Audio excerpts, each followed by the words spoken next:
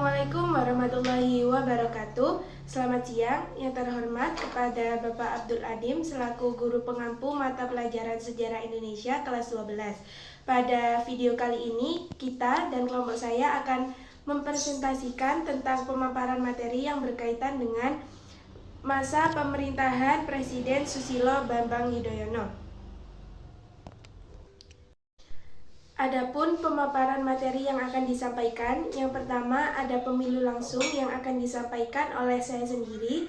Yang kedua ada program 100 hari dan Kabinet Indonesia Bersatu yang disampaikan oleh rekan saya Firman Aditya. Dan yang ketiga ada pembangunan ekonomi yang akan disampaikan oleh Faiz Erwansyah. Dan yang keempat ada kebijakan luar negeri aktif dalam diplomasi internasional yang akan disampaikan oleh Prayoga. Dan yang kelima ada isu korupsi pembentukan KPK semakin kuat meski juga banyak kontroversi akan disampaikan oleh Raska. Pemilihan umum pada tahun 2004 menjadi tonggak sejarah paling krusial bagi demokrasi Indonesia karena untuk pertama kalinya rakyat diberikan hak untuk memilih presiden dan wakil presiden secara langsung. Momen ini merupakan buah dari amandemen Undang-Undang Dasar 1945 yang mengubah wajah perpolitikan nasional dari sistem perwakilan di MPR menjadi mandat langsung dari rakyat. Di tengah euforia demokrasi tersebut, muncul sosok Susilo Bambang Yudhoyono dan yang berpasangan dengan Yusuf Kala. Melalui dua putaran pemilihan yang kompetitif, pasangan SBY-JK akhirnya berhasil memenangkan mandat rakyat dengan perolehan suara mencapai 60,62%, mengalahkan pertahanan Megawati Soekarno Putri dan mencatatkan nama SBY sebagai Presiden Indonesia pertama yang lahir dari rahim pemilihan langsung. Pada bulan April tahun 2004, sekitar 84% dari pemilih Indonesia memberikan suara mereka untuk pemilihan legislatif nasional. Dalam pemilihan ini, dua partai terbesar dari pemilu sebelumnya, yaitu PDIP beserta Golkar, kehilangan mayoritas mutlak mereka. PDIP jatuh sesuai dengan dugaan dari 34% menjadi 19% karena rakyat Indonesia tidak puas dengan kinerja Megawati sebagai presiden pada pemerintahan sebelumnya. Dia tampaknya kurang memiliki visi dan kepemimpinan, sementara korupsi dalam partainya terus tumbuh dan semakin merajalela. Golkar yang telah terbukti mampu bertahan tanpa dukungan dari Soeharto dan TNI mempertahankan bagian suaranya yaitu 22% meski Golkar mengharapkan untuk mendapatkan lebih banyak suara. Ada dua partai yang mencuri perhatian pada saat pemilu tahun 2004. Yang pertama adalah Partai Keadilan Sejahtera atau PKS dan yang kedua adalah Partai Demokrat atau PD. Partai ini adalah kendaraan politik SBY yang saat itu menjabat sebagai Menteri Koordinator Politik dan yang didukung sekelompok kecil intelektual di sekelilingnya. Pada awal tahun 2004, SBY akhirnya meninggalkan kabinet Megawati dan PD menerima lebih dari 7% suara yang memungkinkan SBY maju dalam pemilihan presiden pada tahun 2004. Pada bulan Juli 2004, masyarakat Indonesia akhirnya melakukan pemilihan umum. SBY beserta Wakil Presiden Yusuf Kala memenangkan pemilu pada putaran pertama dan kedua, mengalahkan Megawati dan Hasyim Muzadi. SBY menerima suara dengan persentase 60,5% dan kemudian ia dilantik sebagai Presiden dan Wakil Presiden Indonesia yang baru pada 20 Oktober 2009. Dan yang kedua, pada pemilu tahun 2009, akhirnya SBY beserta wakilnya Budiono kembali memenangkan pemilu dan yang akhirnya SBY dilantik menjadi presiden dan wakil presiden baru pada tahun 2009.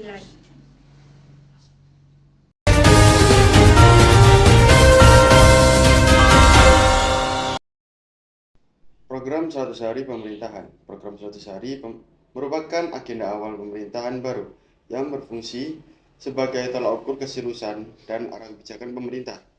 Program ini tidak dimaksudkan untuk menyelesaikan semua masalah negara, tetapi untuk menunjukkan bahwa pemerintah memiliki rencana kerja yang jelas dan responsif terhadap persoalan mendesak yang dihadapi oleh masyarakat. Pada era SBY, Program 100 hari difokuskan pada beberapa bidang utama, yaitu hukum, ekonomi, pelayanan publik, dan keamanan nasional. Selanjutnya, ada fokus program 100 hari dalam era Susilo Bambang Yudhoyono. Yang pertama yaitu pemberantasan korupsi. Pemerintah SBY menjadikan pemberantasan korupsi sebagai salah satu prioritas utama. Hal ini dilakukan dengan memperkuat peran lembaga penegak hukum seperti Komisi Pemberantas Korupsi, Kepolisian, dan Kejaksaan. Pemerintah ingin membangun kepercayaan publik bahwa hukum ditegakkan secara adil dan tegas tanpa pandang bulu. Selanjutnya ada pemulihan dan stabilitas ekonomi. Pada awal masa pemerintahan SBY, Indonesia masih menghadapi dampak krisis ekonomi sebelumnya. Oleh karena itu, pemerintah berupaya menjaga stabilitas nilai tukar rupiah, menekankan inflasi, dan menciptakan iklim investasi yang kondusif. Tujuannya akhirnya adalah meningkatkan pertumbuhan ekonomi dan membuka lapangan kerja bagi masyarakat. Selanjutnya ada peningkatan pelayanan publik. SBY menekankan pentingnya reformasi birokrasi agar pelayanan publik menjadi lebih efektif, transparan, dan bebas dari praktik KKN. Pemerintah mendorong aparatur negara untuk bekerja lebih profesional dan bertanggung jawab dalam melayani masyarakat. Dan yang terakhir yaitu keamanan dan stabilitas nasional. Stabilitas keamanan dipandang sebagai syarat penting bagi pembangunan. Pemerintah berupaya menangani konflik di berbagai daerah serta menjaga ketertiban dan keamanan masyarakat agar proses pembangunan dapat berjalan dengan baik.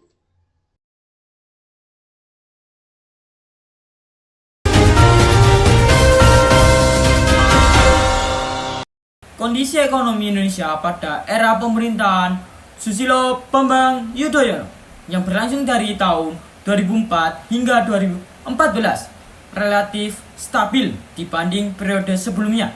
Pada masa ini, pemerintah fokus pada pemulihan dan penguatan fondasi ekonomi pasca krisis Asia 1998. Pertumbuhan ekonomi Indonesia cenderung berada di kisaran 5 hingga 6% per tahun, didorong oleh meningkatnya konsumsi domestik, investasi, serta ekspor komoditas seperti batu bara, minyak kelapa sawit, dan gas alam.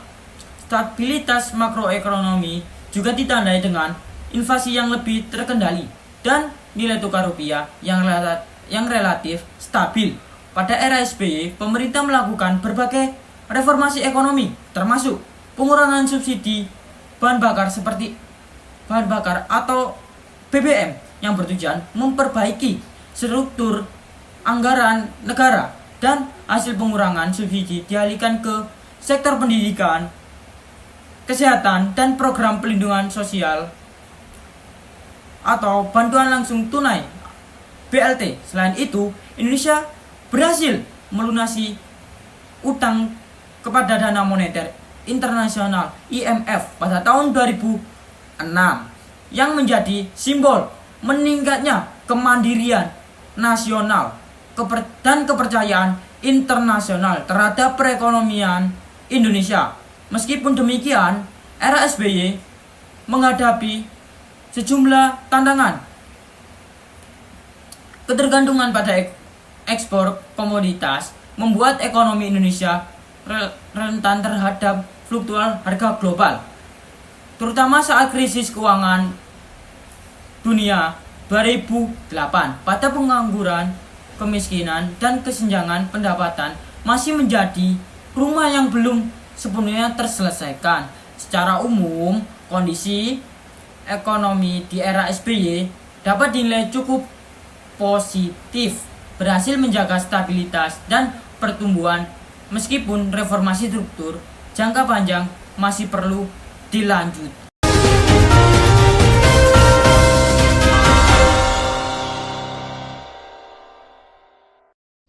Era baru demokrasi 10 tahun, 2 periode, satu tujuan masa pemerintahan Presiden Susilo Bambang Yudhoyono atau yang akrab kita sapa SBY, menandai tonggak sejarah baru bagi demokrasi Indonesia sebagai presiden pertama yang dipilih langsung oleh rakyat pada tahun 2004. SBY memikul beban besar untuk memulihkan bangsa yang baru saja keluar dari badai krisis ekonomi dan transisi politik. Fokus utamanya jelas menciptakan Indonesia aman, adil, dan sejahtera. Pilar ekonomi dan kesejahteraan rakyat. Di sektor ekonomi kebijakan, SBY dikenal dengan strategi pro-growth, pro-job, pro-poor, dan pro-environment. Salah satu pencapaian yang paling diingat adalah peluang utang Indonesia kepada IMF lebih cepat dari jadwal pada tahun 2006 yang memberikan kedaulatan ekonomi lebih bagi bangsa.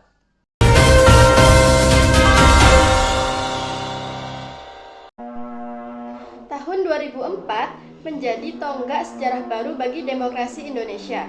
Susilo Bambang Yudhoyono terpilih sebagai presiden pertama yang dipilih langsung oleh rakyat dengan membawa janji besar, yaitu beliau akan memimpin pemberantasan korupsi hingga ke akar-akarnya. Di awal masa jabatannya, angin segar berhembus. Komisi Pemberantasan Korupsi atau KPK yang saat itu masih seumur jagung mulai menunjukkan taringnya, dan publik menaruh harapan setinggi langit bahwa praktik lancung kerah putih akan segera berakhir. Hasilnya pun sempat terlihat nyata.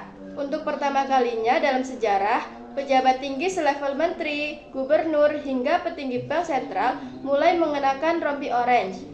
Indeks persepsi korupsi Indonesia pun perlahan merangkak naik. Namun, seiring berjalannya waktu, narasi heroik ini mulai mengalami benturan hebat. Korupsi justru ditemukan di lingkaran yang paling tidak terduga, yakni internal partai penguasa itu sendiri.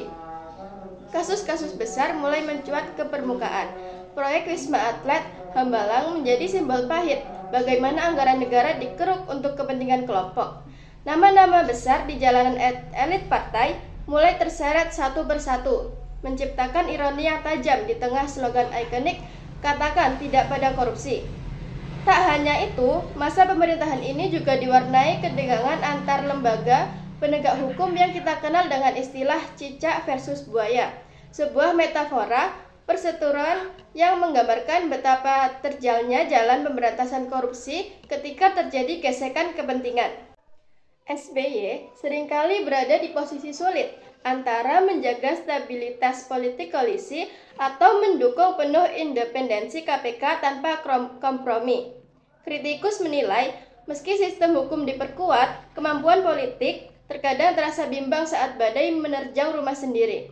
Masa pemerintahan SBY akhirnya meninggalkan warisan yang kompleks. Di satu sisi, ia berhasil memperkuat institusi KPK menjadi lembaga yang sangat ditakuti, namun di sisi lain, banyaknya kader partai pendukung yang terjerat terjadi catatan kelam yang tak terhindarkan. Era ini mengajarkan kita bahwa pemberantasan korupsi bukan hanya soal retorika, melainkan perjuangan konsisten melawan sistem yang masih menyisakan celah.